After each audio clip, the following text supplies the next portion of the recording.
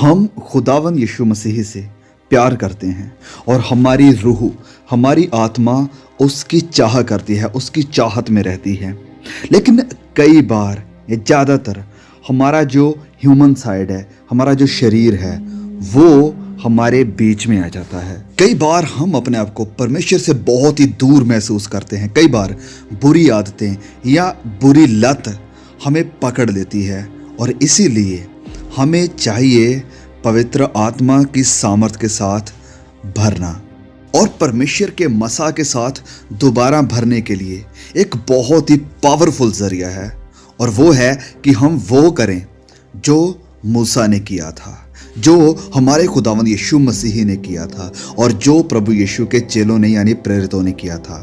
और वो है प्रार्थना करना और उपवास यानी फास्टिंग करना।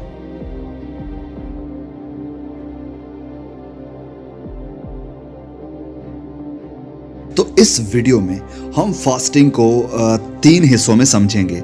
सबसे पहले हम देखेंगे कि पवित्र वचनों में, बाइबल में उपवास यानी फास्टिंग कैसे की गई है, और फिर हम देखेंगे कि फास्टिंग का हमारे आत्मिक ज़िंदगी के लिए और शारीरिक ज़िंदगी के लिए क्या फ़ायदे हैं। और तीसरा हम सीखेंगे कि स्टेप बाय स्टेप फास्टिंग कैसे करनी है ताकि हम इसे सुरक्षित तरीके से और प्रभावशाली यानी पावरफुल इफेक्टिव तरीके से कर सकें। तो सबसे पहले चलिए ये समझते हैं कि फास्टिंग क्या है।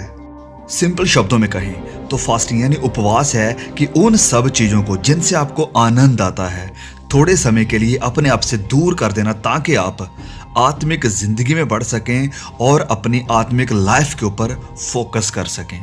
तो पवित्र बाइबल में जब हम देखते हैं तो एक कॉमन चीज जिससे लोग अपने आप को दूर रखते थे ड्यूरिंग फास्टिंग, वो था खाना। यस, यानी खाना पीना। और हम इस चीज़ को मानते हैं, इनकार नहीं कर सकते हैं कि हम सब लोग खाना पीना पसंद करते हैं। और जब खुदा देखते हैं कि आप उससे इतना प्यार करते हैं कि आप अपने सबसे पसंदीदा चीज को, जो आपका शरीर पसंद करता है, उसे कुर्बान करने के लिए तैयार हैं, तो इससे परमेश्वर का हृदय प्रसन्न होता है। It moves the heart of God.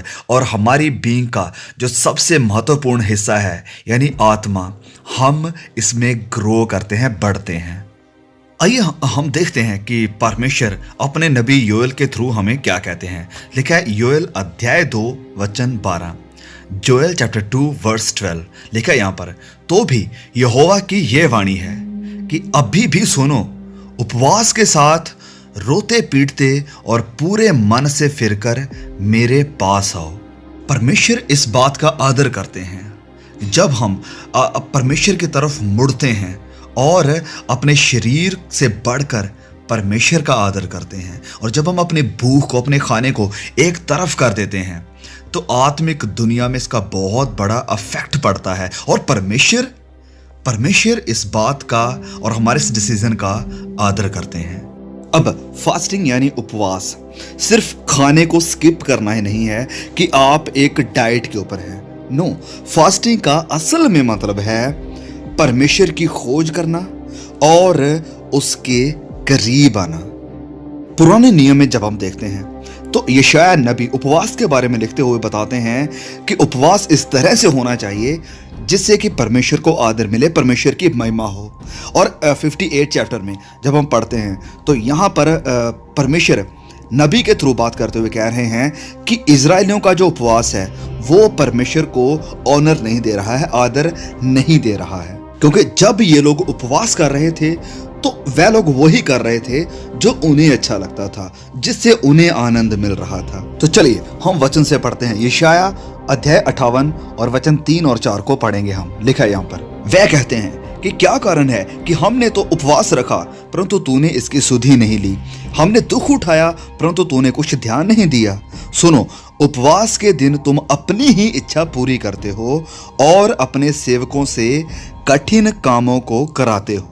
आगे लिखा है वचन 4 में कि सुनो, तुम्हारे उपवास का फल ये होता है कि तुम आपस में लड़ते और झगड़ते और दुष्टता से घूंसे मारते हो। जैसा उपवास तुम आजकल रखते हो उससे तुम्हारी प्रार्थना ऊपर नहीं सुनाई देगी। तो आइडिया यहां पर यह है कि जब आप उपवास करते हैं, फास्टिंग करते हैं, सबसे पहले अपने टाइम टेबल को बदलें और सबसे जरूरी अपने मन को बदलें, क्योंकि ये वक्त है परमेश्वर को खोजने का और उसके करीब जाने का। और जब आप फास्टिंग कर रहे हैं, उपवास कर रहे हैं, और इसमें अगर आपका प्रार्थना का वक्त नहीं बदल रहा है और परमेश्वर को खोजना, परमेश्वर को जानना नहीं बदल रहा है, तो आप असल में फास्टिंग नहीं, आप डाइट कर रहे हैं। तो फास्टिंग के दरमियान अगर आप आत्मिक जिंदगी में ग्रोथ, उन्नति को देखना चाहते हैं और परमेश्वर के करीब जाना चाहते हैं, तो आपको टेलीविज़न को बंद करना पड़ेगा। आपको अपना जो गेमिंग का टाइम है इसे बंद करना पड़ेगा, इस लत को छोड़ना पड़ेगा और बाइबल को उठाकर पवित्र वचनों का अध्ययन करना पड़ेगा। और हाँ, यस, आप यूट्यूब के ऊपर यीशु मसीह की मूवीज़ को देख सकते हैं, क्रिश्चियन कंटेंट को देख सकते हैं, जो कि आपकी आत्मिक उन्नति में हेल्प करेगा। तो सारी बातों की एक बात कि फास्टिंग के दरमियान आप हर चीज में, हर बात में और हर विचार में परमेश्वर को लेकर आएंगे। परमेश्वर आपकी जिंदगी का पहला और आखिरी हिस्सा रहेंगे। नाउ आप कहेंगे कि क्या सच में मुझे उपवास करना चाहिए या जरूरी है? तो मैं आपसे पूछना चाहता हूं एक सवाल कि आप परमेश्वर को कितना चाहते हैं, उसके मसाक, उसकी सामर्थ को कितना अपनी जिंदगी में चाहते हैं? क्या आप चाहते हैं कि परमेश्वर का आत्मा रूह अल कद्दूस आपको लीड करे, आपको अपनी सामर्थ से भरकर इस्तेमाल करे? तो आपको उपवास रखने की जरूरत है। यीशु मसीह को देखिए, प्रभु यीशु ने उपवास किया, ही फास्टेड फॉर 40 डेज, और वो हमारी एग्जाम्पल है, वो हमारे मॉडल है। तो अगर प्रभु यीशु ने उपवास किया तो हमें भी क्यों नहीं करना चाहिए? अब सवाल यहां पर यह है कि क्यों प्रभु यीशु हमारी एग्जाम्पल या हमारे मॉडल हैं? तो सुनिए इस बात को। जब प्रभु यीशु क्रूस के ऊपर कुर्बान हुए तो उन्होंने किसी तरह से ये अलाउ किया कि हम उसकी देह बने, उसका शरीर बने, जो बलिदान हुआ था, कुर्बान हुआ था। पवित्र वचन में जब हम देखते हैं तो वचन कई बार हमसे ये कहता है कि परमेश्वर का आत्मा हमारे साथ रहता है, प्रभु यीशु की रूह हमारे साथ है। तो जिसका सिंपली मतलब ये है कि प्रभु यीशु की रूह हमारे अंदर है और हम अब प्रभु यीशु की देह या उसका मंदिर बन गए हैं। अब इस पृथ्वी के ऊपर हमारी जिंदगी हमारी नहीं है, वरन प्रभु यीशु की जिंदगी है। ये बहुत ही डीप है। अगर आप इसे समझते हैं तो ये जिंदगी अब प्रभु यीशु की जिंदगी है। It's a parallel of the life of Christ. तो इसीलिए जबकि हम मसीह के देह हैं, उसकी बॉडी हैं, तो हमें भी वैसे ही दिखना या करना चाहिए जैसे प्रभु यीशु ने किया और वह दिखे थे। यस, ऑफ कोर्स, प्रभु यीशु ने बपतिस्मा लिया, हमें भी बपतिस्मा लेने की जरूरत है। प्रभु यीशु ने प्रार्थना की तो हमें भी प्रार्थना क्यों नहीं करनी चाहिए? और जब प्रभु यीशु ने उपवास रखा है, फास्टिंग की है, तो हमें उसकी एग्जाम्पल को देखना चाहिए, उसे अपना मॉडल बनाकर उपवास और प्रार्थना करनी चाहिए।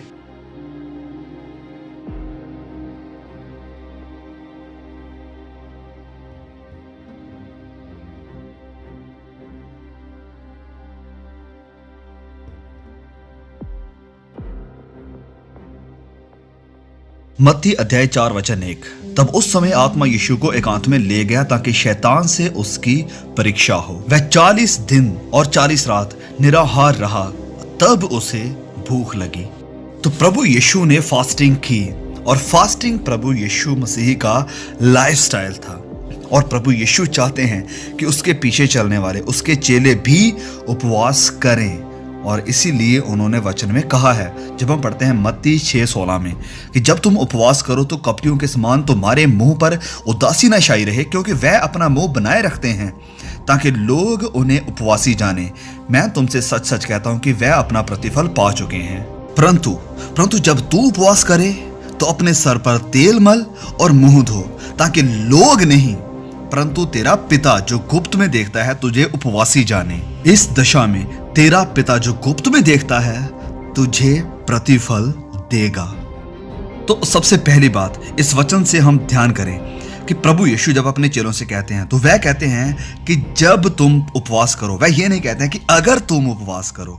तो इसका सिंपली मतलब यह है कि प्रभु यीशु एक्सपेक्ट करते हैं कि उसके चेले, उसके पीछे चलने वाले उपवास करें, जैसे कि हम प्रार्थना करते हैं।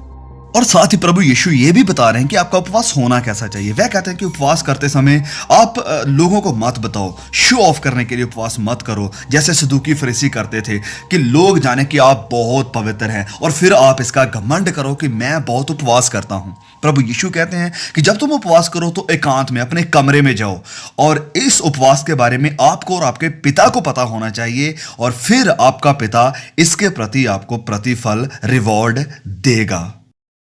तो और रीजन या कारण कि हमें उपवास क्यों करना चाहिए। देखिए, प्रभु यीशु सामर्थ के साथ भरे हुए, ताकत के साथ, पवित्र आत्मा की मसा के साथ भरे हुए एक शख्स थे और उनके द्वारा बहुत बड़े बड़े चमत्कार होते थे, वे अद्भुत कार्य करते थे। और जब हम मत्ती 17 में देखते हैं तो वहां पर प्रभु यीशु एक लड़के को चंगा करते हैं जो कि दुष्ट आत्माओं के साथ ग्रस्त था। तो इस डिलीवरेंस को, इस रिहाई को, इस चमत्कार को प्रभु यीशु के चेलों ने देखा और वह प्रभु यीशु से पूछते हैं कि आप ऐसा कैसे कर सकें, how were you able to do this, क्योंकि पहले वह ट्राई कर चुके थे लेकिन वह इस लड़के को चंगा नहीं कर सके थे। इसलिए वह प्रभु यीशु से पूछते हैं कि आपने ऐसा कैसे किया। और देखिए प्रभु यीशु ने उनके इस सवाल का जवाब क्या दिया, कैसे दिया। वह कहते हैं कि पर यह जाति बिना प्रार्थना और उपवास, फास्टिंग के नहीं निकलती। तो प्रभु यीशु ने फास्टिंग के बारे में सिर्फ सिखाया ही नहीं, उन्होंने सिर्फ बातें ही नहीं की, वरन उन्होंने खुद भी उपवास किया था, कर रहे थे, और इसीलिए उनके अंदर सामर्थ थी, ताकत थी कि वह ये सब कार्य कर सकते थे। अब हो सकता है कोई कहे कि वेल, खुदावंद यीशु मसीह तो वो तो सर्वशक्तिमान परमेश्वर थे, लेकिन हमें इस बात को भी ध्यान में रखना चाहिए कि वह इंसान का रूप धारण करके एक बच्चे के रूप में इस दुनिया में पैदा हुए थे और उन्होंने ये करके दिखाया सब कुछ, ताकि हमें उदाहरण मिले कि हम भी वो करें और कर सकते हैं थ्रू फास्टिंग एंड प्रेयर, प्रार्थना और उपवास के द्वारा। तो जब प्रभु यीशु मुर्दों में से जिंदा होने के बाद अपने पिता के पास वापस चले गए तो पवित्र आत्मा उसके चेलों के ऊपर उतरा। वह भी लगातार उपवास में और प्रार्थना में लगे रहे। तो हम देखते हैं प्रेरितों के काम अध्याय 13 में कि वह लोग उपवास करते थे।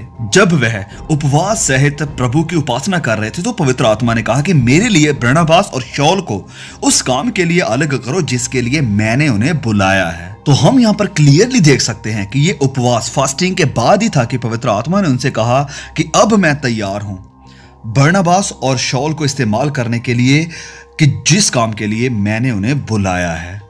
तो जब आप कहते हैं कि क्या मुझे सच में उपवास फास्टिंग करनी चाहिए, तो मैं पूछना चाहता हूं कि क्या आप चाहते हैं कि पवित्र आत्मा आपके साथ बात करे या आपको इस्तेमाल करे। तो परमेश्वर ने मुझे, आपको, हम सबको बुलाया है कि हम उसके कार्य में शामिल हों, उसका कार्य करें। लेकिन कई बार हम इंतजार करते रहते हैं कि प्रभु मुझे बता मैं क्या करूं, कहां जाऊं।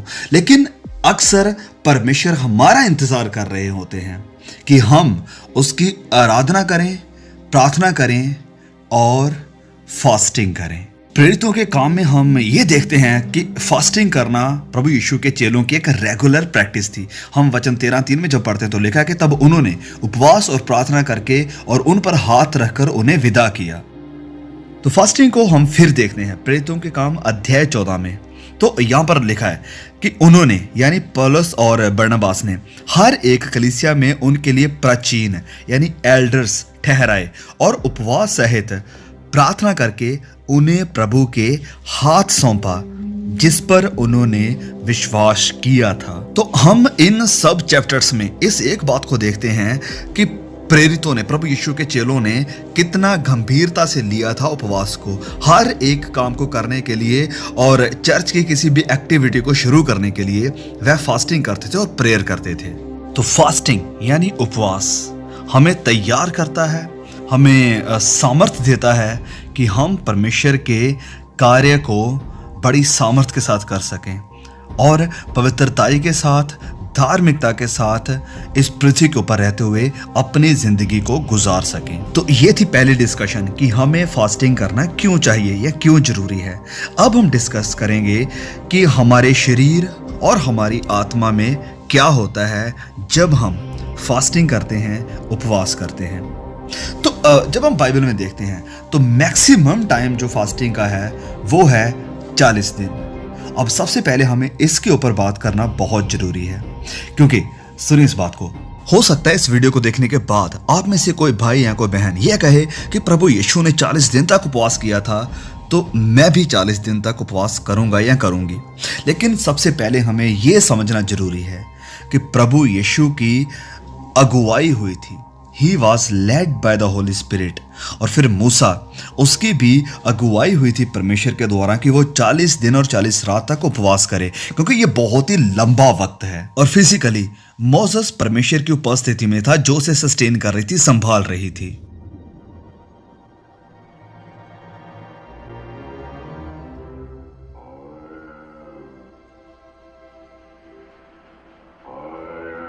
तो ये 40 दिन और 40 रात तक उपवास करना कोई ऐसी चीज नहीं है कि आप सडनली कहेंगे कि चलो मैं भी उपवास करके देखता हूँ 40 दिन 40 रात तक, या मजा आएगा ये करने के लिए। नहीं, इसके लिए सबसे पहली बात कि आपको पवित्र आत्मा की पुश होना बहुत जरूरी है। You must be led by the Holi spirit. और ये भी संभव है, पॉसिबल है कि अगर आप 40 दिन रात और इससे ज़्यादा उपवास की कोशिश करते हैं तो फिजिकली आपके बॉडी को खतरा भी हो सकता है। और मोस्ट लाइकली जब हम नए नियम में देखते हैं तो जो विश्वासी थे वो फास्टिंग करते थे 3 दिन के लिए, 7 दिन के लिए, या 14 दिन या 21 दिन के लिए। और इतने दिनों की फास्टिंग भी हमें देखने को मिलती है बाइबल में, और परमेश्वर आदर करते हैं इतने दिनों की फास्टिंग का भी, और ये लाभदायक भी है। तो हाँ, आप 7 या 21 दिन के बीच का दिनों का फास्टिंग कर सकते हैं, ये बेनिफिशियल है। लेकिन अगर आप जाना चाहते हैं 40 दिन के फास्टिंग के लिए, तो आपको बहुत ही डिसर्नमेंट के साथ जाना पड़ेगा, फैसला लेना पड़ेगा, और पवित्र आत्मा की हेल्प मांगनी पड़ेगी। प्रार्थना कीजिए, और ये बहुत ही जरूरी है कि आप डिसर्नमेंट के साथ जाएं। और फिर मेडिकली स्पीकिंग, साइंटिस्ट ये बताते हैं कि हमारी बॉडी बिना खाने के 40 दिन तक जीवित रह सकती है, सर्वाइव कर सकती है, अगर इसे अच्छे से पानी मिलता रहे, हाइड्रेटेड रहे तो। और 21 से लेकर 40 दिन के बीच में जो हमारी बॉडी है वो खतरे में जाना शुरू हो जाती है, और कई हमारे जो शरीर के ऑर्गन्स हैं वो डेड होने की भी संभावना हो सकती है। तो यस, हाँ, हमारी बॉडी, हमारा शरीर इतने लंबे समय तक चल सकता है बिना खाने के, अगर इसे प्रॉपर्ली पानी मिलता रहे, इसे हाइड्रेटेड रखा जाए तो। लेकिन फिर भी मैं ये कहूँगा कि बहुत ही सावधानी के साथ, डिसर्नमेंट के साथ और पवित्र आत्मा की हेल्प के साथ ही आप ये फैसला लें या इसमें आएँ। और ये थी 40 दिन के फास्टिंग की बात। अब अगर आप 7 दिन के, 14 दिन के या 21 दिन के फास्टिंग में भी आना चाहते हैं, तो देखिए कि आप फिजिकली फिट हैं, ठीक हैं, और अगर आपको कुछ मुश्किल लगती है अपने शरीर में, तो डॉक्टर के साथ बात कीजिए, उन्हें पूछ कर ही ये फैसला लेना। और फिर बहुत से शारीरिक या फिजिकल बेनिफिट्स भी हैं फास्टिंग के, जैसे कि मेडिकली बताया जाता है। सबसे पहले अगर मैं बात करूं तो फास्टिंग हमारी मदद करती है कि बुरी खाने की आदतें जो हमें लगी हुई हैं, ये इनसे हमें छुटकारा देती है।